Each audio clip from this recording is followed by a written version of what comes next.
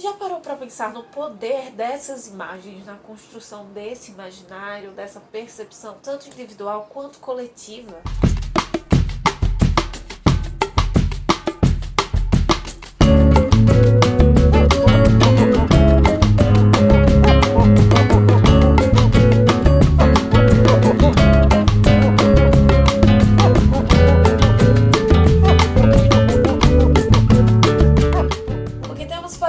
Sanchos e Dulcineias, eu sou a Larissa Bertolino, você está no canal Uma Garota Quixotesca, onde nós tratamos de literatura e as escolhas das nossas temáticas, dos gêneros, as nossas abordagens sempre saem daqui do nosso queridíssimo Dom Quixote.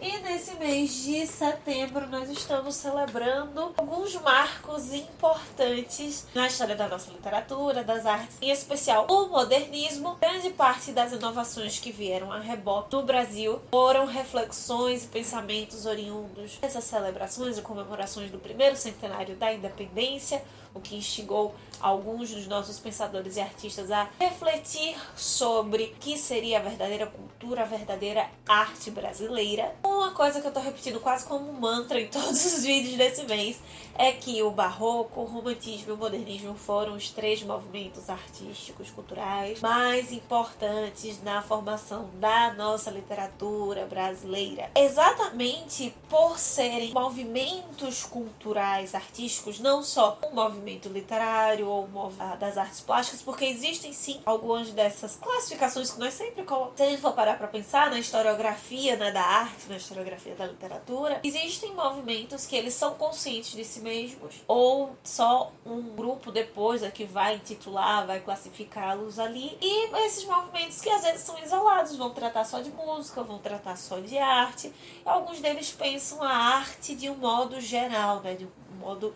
onde abranja a maior variedade de produções artísticas humanas, e esses três são três mais significativos na nossa história, e exatamente por envolver vários tipos de arte, são muito iconográficos, né? As imagens são muito importantes, até porque o lado da valorização do belo ou do grotesco também nesses três é muito forte, né? O barroco é aquele exagero de imagens, de adereços. No caso do romantismo, também temos esse impacto estético. Pensando no romantismo mais gótico, por exemplo, essas imagens até que ficaram impregnadas na nossa cultura, esses ideais estéticos que o romantismo criou e que perpassaram inclusive outras classes, outras áreas artísticas, né? Esse artista dandy, boêmio, evasivo, as mulheres extremamente brancas, o significado das roupas brancas ou das roupas totalmente pretas, por exemplo, uma diversidade de simbolismos que veio do romantismo. Tanto que, por exemplo, quando se pensa em romantismo, eu penso no Caminhante sobre o Mar de Névoa, uma tela muito famosa desse período, Gaspar David Friedrich, ou talvez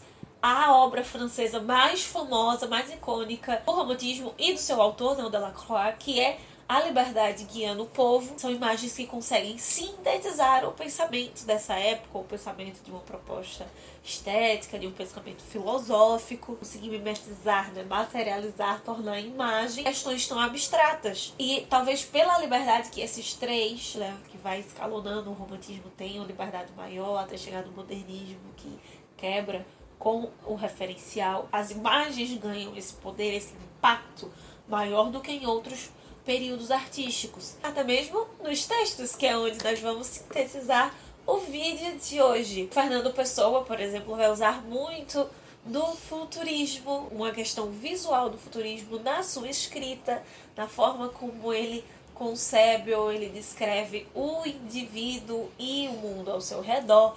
Nós temos algo muito icônico desse modernismo em relação à tecnologia, a modernidade, o camera eye, por exemplo, né, o olho de câmera, a lente da câmera dentro do poema, que é a influência do cinema sobre a literatura, essa visão, essa percepção como se estivesse olhando através de uma lente. As artes plásticas e essas novas artes, essas novas tecnologias tiveram muita influência sobre a literatura e muitas vezes havia um híbrido ali que todos estavam se retroalimentando. Por isso eu vou te apresentar hoje 5 obras plásticas brasileiras que ou elas são resultado de uma reflexão através da produção de um livro, ou elas são simbólicas, são referenciais para aquele livro, podem nos auxiliar até a pensar um pouquinho de forma pedagógica, mas especialmente ampliar as nossas experiências literárias. Eu não sei vocês, mas eu sou uma pessoa muito visual. As jornadas de leitura conjunta esse ano deixaram isso um pouquinho mais claro. Eu tenho essa memória visual, por isso que eu risco, que eu anoto nos meus livros. Eu às vezes memorizo passagens do livro, não pela página, mas pela localização na folha que aquele texto está. Eu acho que isso ajuda, né? Imaginar o cenário, imaginar as situações, ou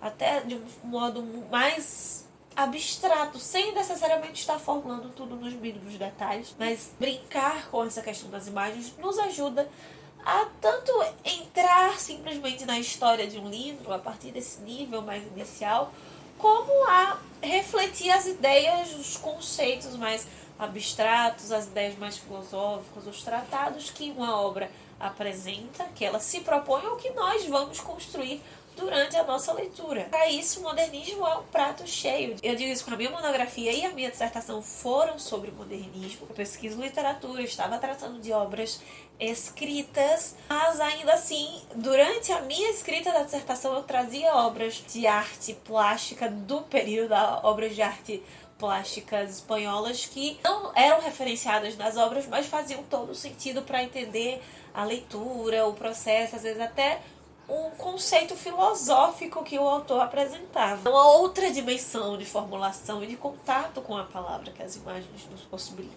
Isso ficou muito claro para mim, inclusive antes da própria dissertação. Acho que já mencionei aqui, eu tive a oportunidade em 2018 de prestigiar uma exposição no MASP da Tarsila do Amaral. Então, a Abaporu estava ali, veio da Argentina para isso. Batismo de Macunaíma, o Toro, que é a minha peça favorita dela, estava lá. Os operários, todos os grandes, importantes retratos, autorretratos, retratos do Mário de Andrade, do Anjo de Andrade, as obras importantes da Tarsila estavam ali, que é a grande referência, né, da arte plástica, nos quadros, nas telas do nosso modernismo. Por mais que eu estudasse isso teoricamente, ter a experiência daquela exposição fez com que eu entendesse o impacto, a importância das artes plásticas para a literatura no nosso modernismo. Exatamente, até pensando no Toro, né, que é a minha obra favorita dela. Isso é importante porque a psicanálise, né, volta para o Peguei. A psicanálise está dentro, influenciando do início ao fim do modernismo, esse olhar do interior, do subjetivo, da análise cerrada de si mesmo, desse cerrado que é até o inconsciente. Por isso as imagens acabam sendo mais dimensionais do que é a própria escrita, porque elas alcançam mais rapidamente esse inconsciente. Então eu vou te sugerir aqui algumas correlações da obra de arte com a leitura, com a obra de literatura, para talvez você reler um texto, para você talvez reler um trecho desse texto, olhando e tentando refletir um pouquinho com a imagem. E não vamos tentar teorizar muito. O primeiro talvez fique muito óbvio, a questão de ficar teorizando e de entender o conceito por trás, mas tentar imergir mesmo nas cores, nos traços, para que isso te remete, como isso perpassa na sua leitura também. Começando com a própria Tarsila, obviamente eu não poderia fazer um vídeo sobre a relação das artes plásticas e a literatura modernista sem referenciar o Abaporu com o Macunaíma, né? O Abaporu, a obra talvez mais conhecida da Tarsila. Ah, Larissa, por que você não está citando o Batismo de Macunaíma? Porque ela é o maior sintetizador da antropofagia, de primitivismo, tanto nas cores quanto no traço, perspectiva sociológica da dimensão dos braços, da cabeça, do Abaporu. Essa ideia muito icônica de entender o Macunaíma também como isso, como um ícone. Não é simplesmente para ser entendido. Ele não tem caráter. Não, os traços estão invertidos, os traços do Macunaíma também. Ele não tem as características que se esperam. Então, quais são essas características? Por que elas se apresentam ali? Tentar identificar elas para além simplesmente do manifesto antropofágico. As coisas que vêm à margem justamente durante as nossas leituras individuais. Então, saindo da ideia de antropofagia, talvez a segunda coisa mais importante do nosso modernismo seja o regionalismo, e para isso nós temos tanto um texto quanto uma pintura muito icônica para isso. É o nosso regionalismo, não só de 30, mas todo esse regionalismo que vai tratar do sertão. Para isso eu escolhi Os Retirantes. E Morte e Vida Severina, do João Cabral de Melo Neto. Larissa, por que não citar Vidas Secas, que é a mais icônica de todas? Por que não citar A Bagaceira, que você tratou lá no início do ano? Porque além de João Cabral, sim, ser o meu poeta pernambucano favorito, mas há um olhar, uma dimensão sobre a morte, que na minha visão, ainda que esses outros livros tratem disso também, eles não chegam a tanto. Existe a morte, sim, pela fome, pela seca, mas a seca e a fome brilham mais do que a morte. Morte e Vida Severina, não. A morte é um dado já. A morte já é algo inerente ao texto. E Os Retirantes, ele tem essa dimensão, né? Tem, claro, uma imagem que é remetida quase como um Mementos Mori ali, uma caveira. Mas todos os outros personagens eles apresentam essas dimensões da morte. Até pensando no que a gente conversou um pouquinho essa semana sobre o Ulisses do Joyce. Essas faces diferentes que a morte, que a miséria humana, que as angústias humanas, mas especialmente que a morte terá para cada um de nós em situações distintas. Talvez exatamente pela liberdade que o modernismo apresenta, pela influência do Nietzsche, do Freud, o olhar sobre a morte, literariamente falando, artisticamente falando, também se apresenta um pouco mais de liberdade, novas formas, novas apresentações, ou se tratar inclusive de um assunto tabu consecutivamente herege. Outro traço do nosso modernismo, outro pedaço do nosso modernismo vai trazer o Mário de Andrade com a Tarsila juntos novamente, Os Operários, que pra mim é uma perfeita classificação de Pauliceia desvairada. Mário de Andrade. Pauliceia desvairada é talvez o ícone do modernismo urbano,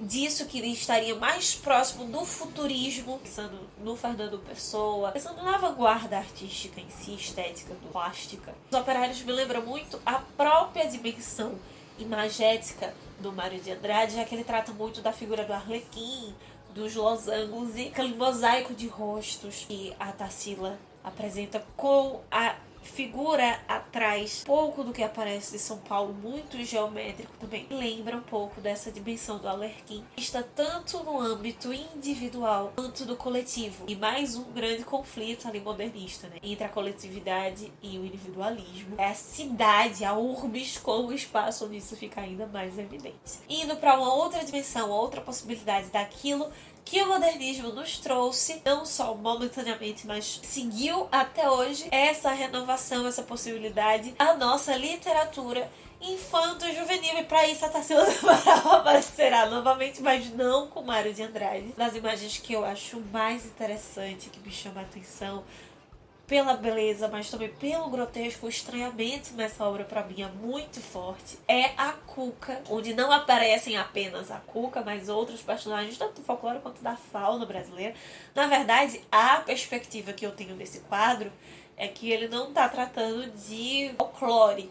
É quase que um realismo mágico, né? A dimensão do mágico, do fantástico, como algo inerente à realidade, essa perspectiva latino-americana diferente de enxergar, né, a realidade, a fantasia, a ficção. Obviamente, o texto, o livro, para fazer referência com essa obra, não poderia deixar de ser O Sítio do Pica-Pau Amarelo, né? Todos os livros possíveis do Monteiro Lobato que entrariam nessa conjuntura. Há uma outra dimensão desse primitivismo, né, muito mais forte no texto e que não é necessariamente apenas algo pré-colombiano. No nosso caso, pré-cabralino. Da mesma forma que a Cuca tem esses diversos personagens, cores, dimensões que chamam a atenção para pontos diferentes do quadro, né? Há uma espécie de falta de simetria nesse quadro da Tarsila. O Sítio do Pica-Pau Amarelo representa muito isso, né? Todas essas influências do folclore brasileiro, das narrativas indígenas, das narrativas vindas da África, das narrativas alemãs, polonesas, francesas, de La Fontaine, por exemplo. A psicanálise, novamente, principalmente com esse contraste de cor, o simbolismo das cores que a Tarsila traz. É um quadro, para os quadros da Tarsila, né, mais claro, mas que tem esse choque do amarelo, do sapo embaixo. Então, todos esses encantos que esse quadro me remetem a todas as possibilidades narrativas também dentro do Sítio do Pica-Pau Amarelo. E, por fim, um quadro que eu gosto muito, muito mesmo do modernismo e que eu quase não vejo ninguém falando, é quase nunca aparece nos livros, vejo poucas citações, que é o Amigos, do Di Cavalcanti. Eu amo muito esse quadro, porque pega um pouquinho do ar do século XIX e tem essa falta de contorno, esse esfumaçado, a cor marrom que me lembra um pouco as imagens do Duchamp, claro, em outra perspectiva, que reforça a ideia da psicanálise, né, do inconsciente, da memória. Não seria essa meio a expressão, mas a Tarsila me remete ao ponto mais psicodélico. É talvez por isso que o Touro seja a minha obra favorita dela, porque não é muito, né, mas para um lado mais escuro, mais sombrio, igual o retrato que ela faz do Oswald, por exemplo. Para isso, eu vou relacioná-lo com outra obra que também tem essa perspectiva para mim, um texto literário que é menos colorido, que é mais essa ideia do encerramento fechado em si mesmo, da dimensão do inconsciente, do sonho, do devaneio, homem em angústia ali. E a Memórias Sentimentais de João Miramar, do Oswald de Andrade, que na minha perspectiva é mais elaborado, sim, que Macunaíma. Tem um viés estético mais profundo, se a gente for lembrar quando eu comentei os manifestos lá no início do mês, né? O Oswald, ele é mais dispersivo do que o Mário de Andrade, ao mesmo tempo que ele consegue ser mais denso, mais profundo, e dialoga bem com esse quadro do Di Cavalcanti.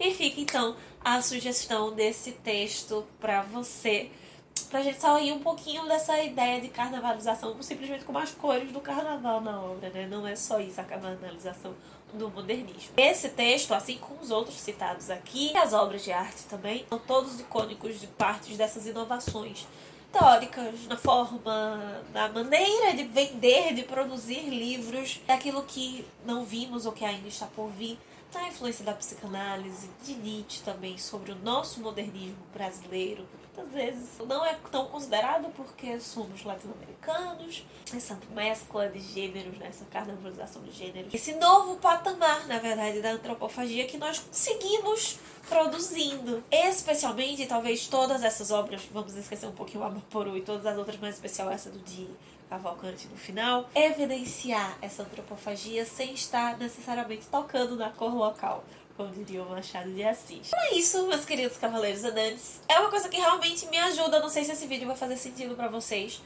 Eu gosto muito de imergir na arte plástica, na arte estética, para pensar as obras, as propostas, o imaginário da época. Espero que tenha lhe ajudado de alguma forma, que faça sentido. E se fez sentido para você, coloca aqui embaixo qual outra obra modernista, plástica, você colocaria nessa lista para relacionar com algum desses textos aqui citados ou com outro texto icônico do modernismo que não apareceu por aqui, ou qual outra obra literária você relacionaria com alguma dessas obras ou com outra obra icônica do nosso modernismo brasileiro, hein? Nos vemos segunda-feira para tratar de mais um capítulo da nossa jornada de leitura conjunta do Ulisses. Enquanto isso, que possamos sair da biblioteca e ver muito além dos moinhos de vento. Valeu!